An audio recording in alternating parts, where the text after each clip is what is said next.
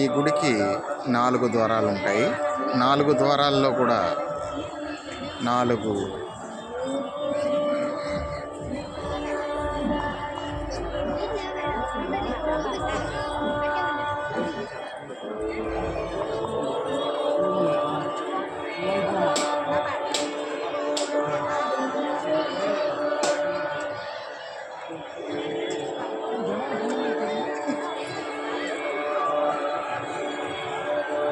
ఈ 4 గోపురాలు చక్కగా ఆ కాలంలోనే కట్టారు.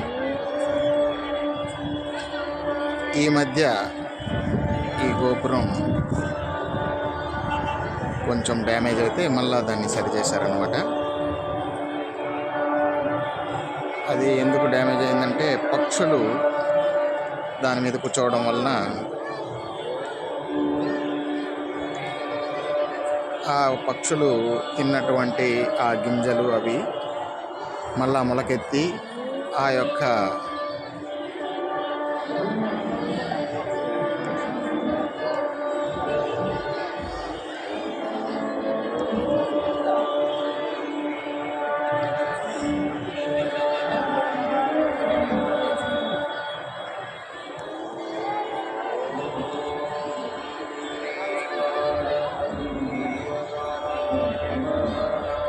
గోపురం కొద్దిగా శిథిలావస్థకు వచ్చింది. దాన్ని మళ్ళా ఈ మధ్య చక్కబరిచారు. ఇప్పుడు చాలా చక్కగా దర్శనమిస్తున్నారు. చూడండి,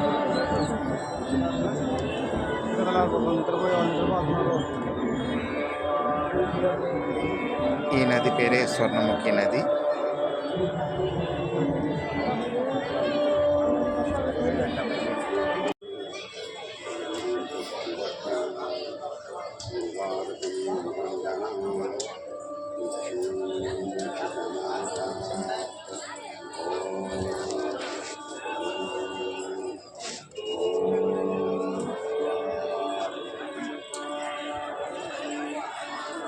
కన్నప్ప తన నేత్రాన్ని ఈ లింగానికి అర్పించాడు అన్నమాట.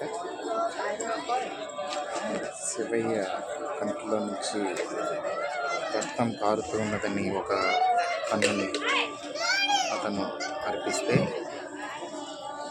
ఇంకొక కన్ను నుంచి రక్తం కారుట మొదలవడం వలన తన రెండో కన్ను తీయడానికి తన కాలి బొటనవేలును తన కంటి వద్ద ఉంచి శూలంతో తన రెండో కన్నును తీసి ఆయనకి ప్రతిష్ఠించారన్నమాట. అలాంటి ఈ లింగం చాలా పవిత్రమైనది. అప్పుడు ఆ శివ ఆజ్ఞ ఆయనకి ప్రసాదించి 2 కన్నులు అతనికి వచ్చాయని పురాత గాథ.